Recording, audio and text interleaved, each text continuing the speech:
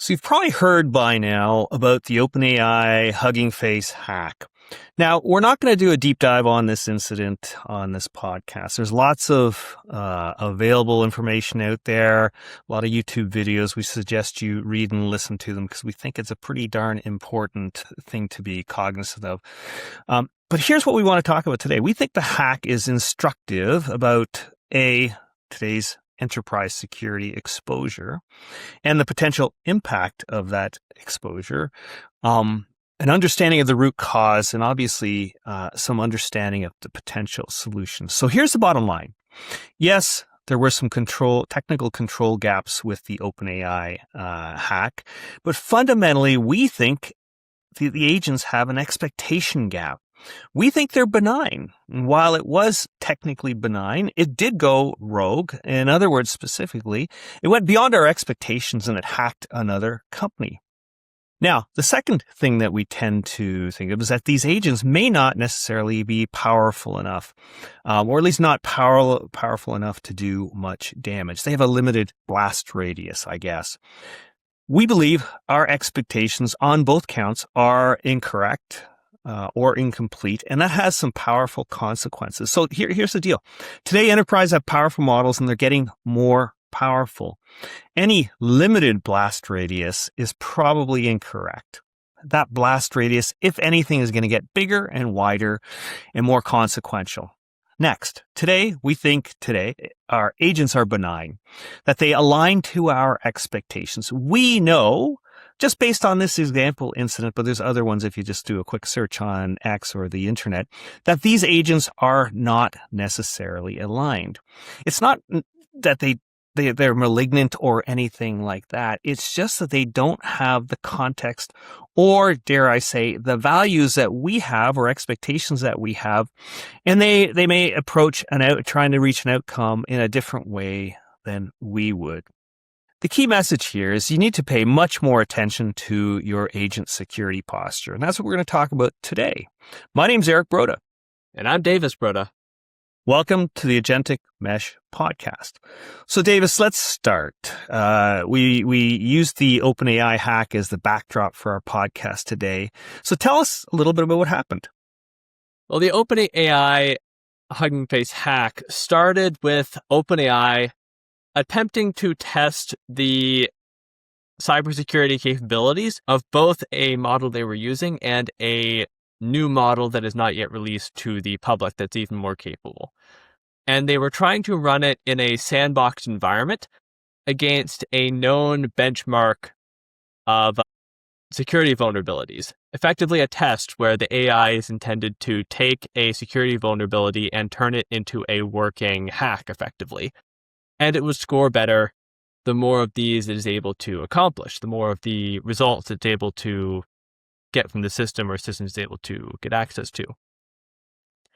And what happened is that the agent found a vulnerability in the package installation software it was using that gave it unrestricted access to the internet. And as it was looking through the internet, it came to suspect that the answer key for this test might be on Hugging Face, and therefore that it would be easier effectively to go and steal the answer key than it would be to actually solve the test. And it was able to use a dataset library to execute arbitrary code to Hugging Face servers over the course of several days in order to search around for answer keys or other instances of AIs taking this test that it could effectively use to cheat.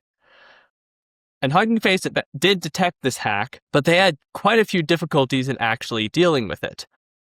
With 17,000 actions occurring in the course of this hack, it was too much for people to keep up with, so they turned to other AI models in order to deal with this, to analyze it and determine what's going on. However, they ran into problems in that these models have safeguards. The Anthropic and OpenAI ones they tried to use aren't allowed to use the full extent of their cybersecurity capabilities due to the fact that the actions required to defend against a cyber attack are very, very similar to the actions required to perform a cyber attack. And so the models are restricted from being able to do this. But this introduced an asymmetry between the attacker who is able to use the full capabilities and the defenders who can't. And eventually they had to resort to a self-hosted GLM 5.2 model that they ran their own hardware in order to figure out what was going on. Models have clearly reached the point where they're capable of doing considerable damage should they get the wrong idea about how to solve a task they're given. And they're doing these things at agent speed, at a speed no human can keep up with, that effectively you need agents to really deal with. So we've put a lot of effort into making AI safe, and yet this sort of thing still happens. Why do these sorts of mistakes keep happening no matter what we try? Yeah, well, I think there's probably a bunch of things that we could point to as root causes, but let me start with one that I did touch on earlier in the open, and that's this notion of misalignment or agent misalignment. Let me start with an example, and I think that will illustrate what this actually means much more clearly than if I could give you a strict definition. So, and this example is going to be kind of close to an analogy to what happened with the OpenAI hack. So here's the deal. Let's say a parent tells a child that they should do well in their exam. Now, our values, and hopefully the values we teach our kids, would suggest that the child would study and then do the exam. They would not break into the professor's home. They would not steal the exam, and they would definitely not tell anybody about it. Any child that does this is clearly acting outside of our norms, and I would argue also society's norms. Yet that's exactly what happened with the OpenAI hack. The agent did break into the professor's home. It did steal the exam results. And then, of course, it did not tell anybody about it. Now, here's the thing about this. This is clear that there's a misalignment between what we tell the agents to do and our expectations around how they go about doing it.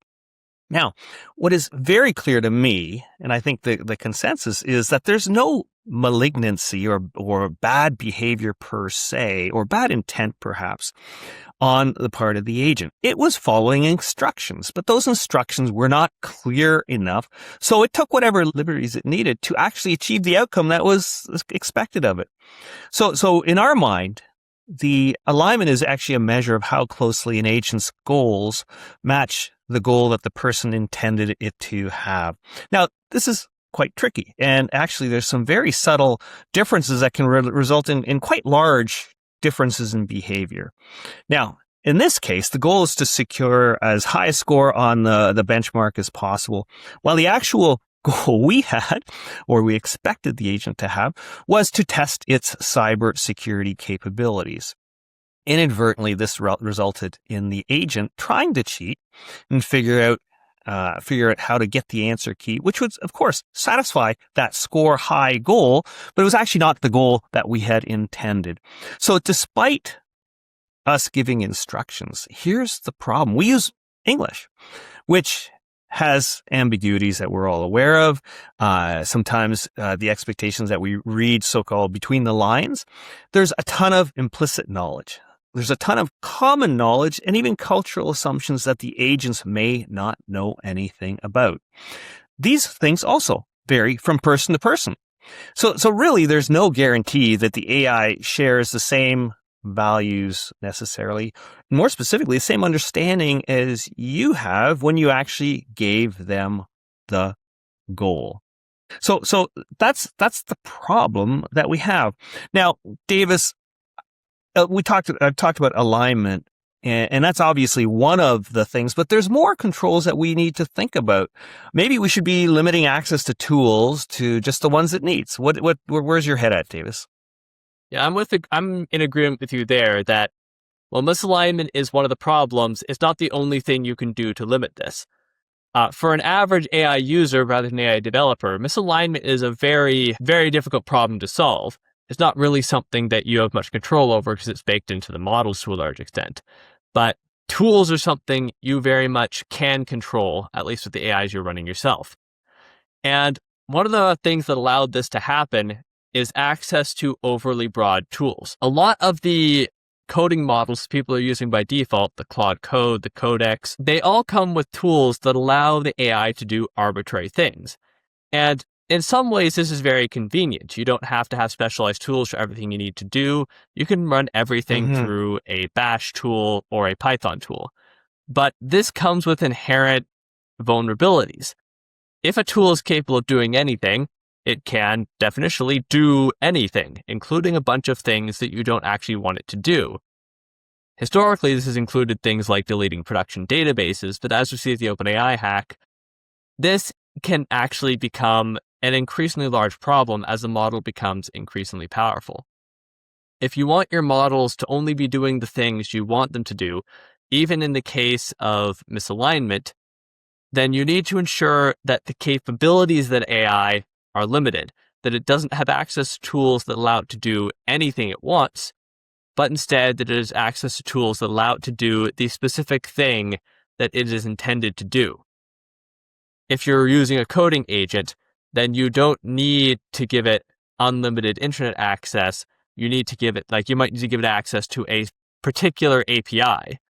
So it'd be much safer to give it a tool that accesses that specific API rather than a tool that allows it to access any HTTP endpoint that it happens to use to access a specific API.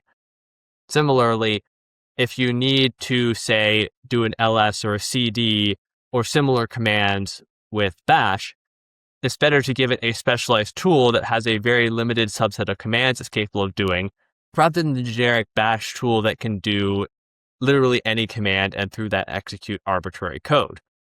This very much limits the blast radius of any potential mistake and keeps the AI focused on the actual task as it's intended to be done. But Eric, I've talked a lot about the goal of getting access to limited tools, but how do we actually enforce this sort of limited tool use in the real world? Yeah, I think that's a really good question, and I don't think there's necessarily a perfect answer, but let me give you some of my thoughts.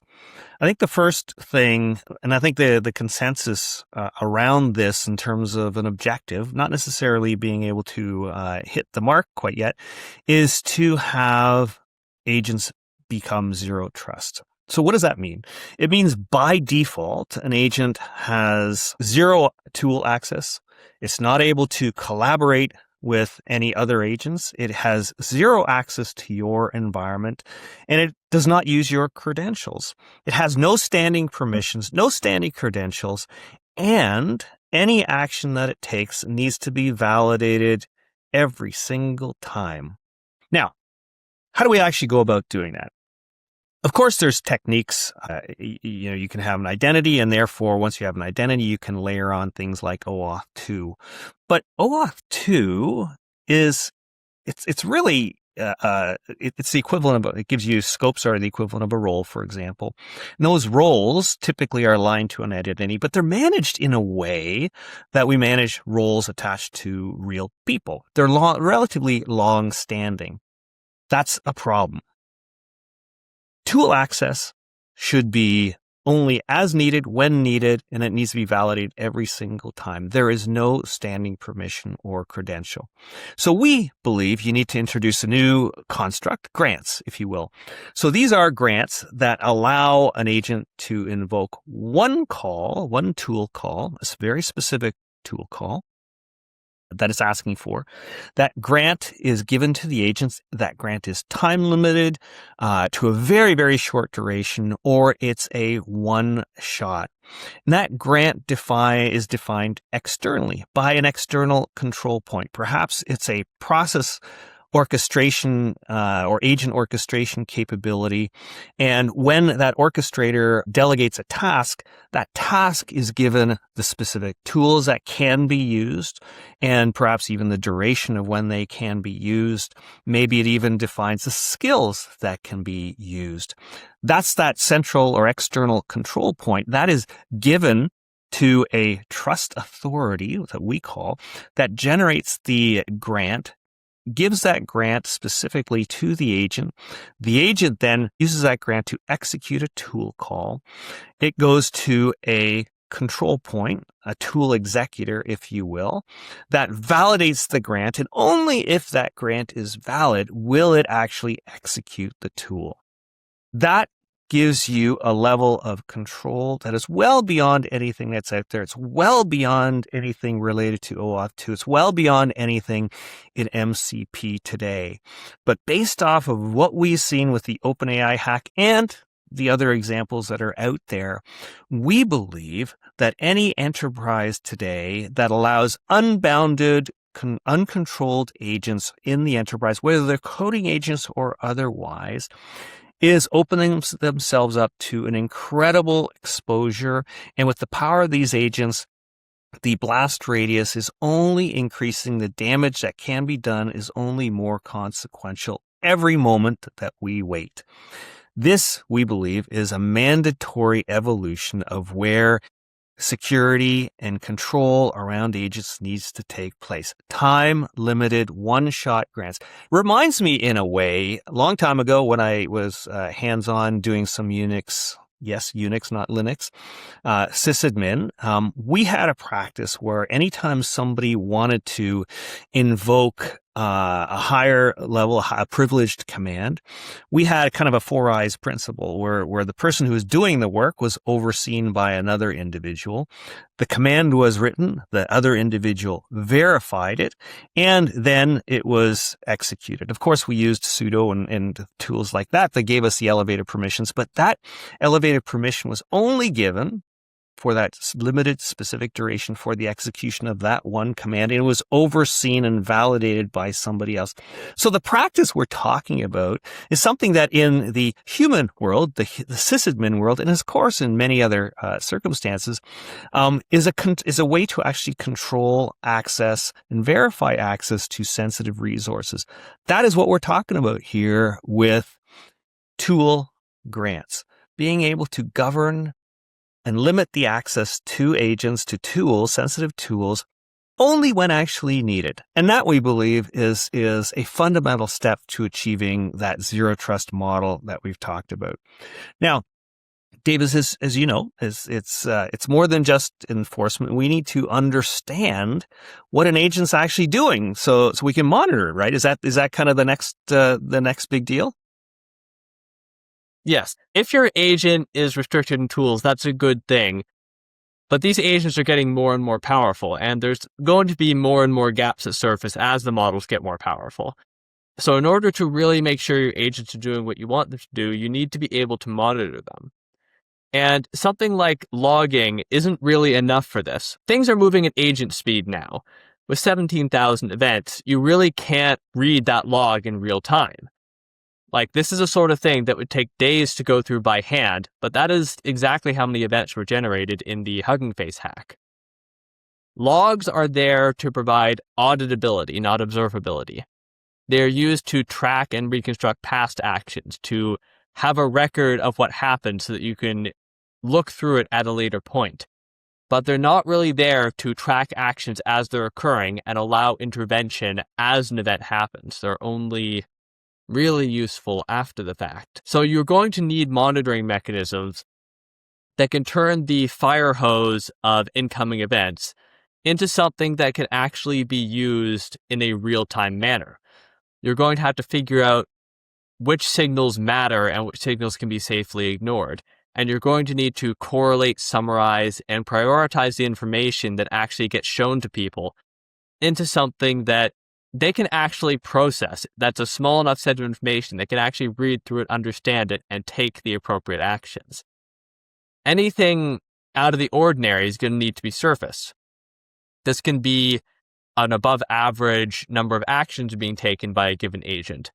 A bunch of connections are going to places they wouldn't usually be expected to go.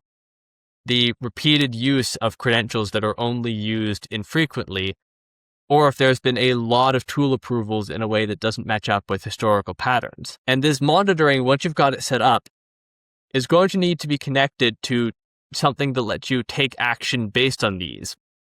So if a person sees something that's suspect, they're going to need to be able to pause execution. They're going to need to be able to revoke credentials. They're going to need to isolate environments or terminate agents. And just to show you how important this monitoring is and how lacking it is in the current way we deal with agents, is that OpenAI themselves didn't realize their agent was behind this hack until several days into it.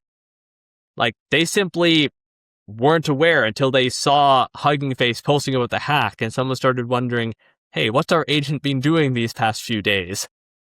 They lacked the observability to know that their agent had even broken out of the sandbox in the first place, much less that it was doing actively harmful things to another large corporation, to the point that it ended up in the news media.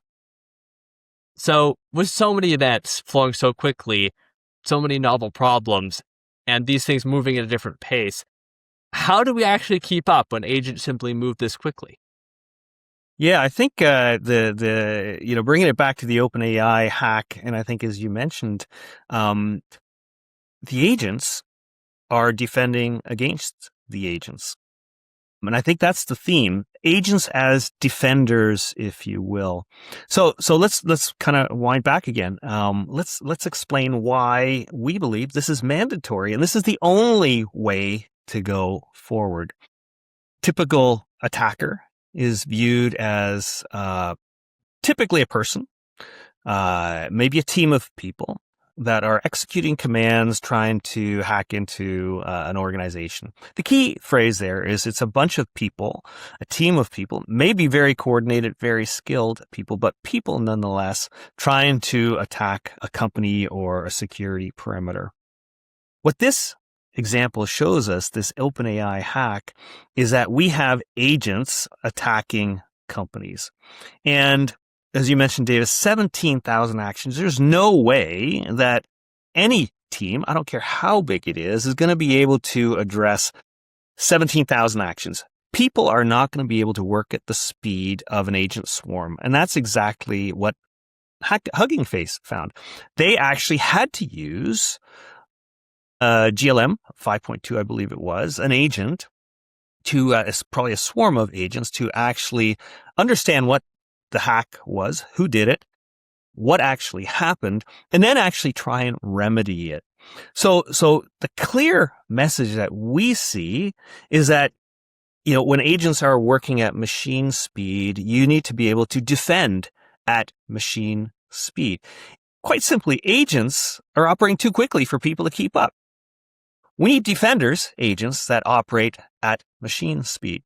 Now, as I mentioned, Hugging Face was able to diagnose the attack, and as Davis mentioned, only when they got their model to actually begin to do the analysis. When they engaged an agent to diagnose the problem and then address the problem, that's when they actually were able to address the situation. Agents at Hugging Face became an integral part of the cybersecurity practice to address this one. Agents will become an integral part of the cybersecurity practice for large enterprises going forward to provide preventative detection and fixing of security vulnerabilities, but also making sense of the fire hose of actions that are taking place. And they will be integral to monitoring what's actually happening in real time. So clearly, this incident has brought a whole bunch of ideas to a head.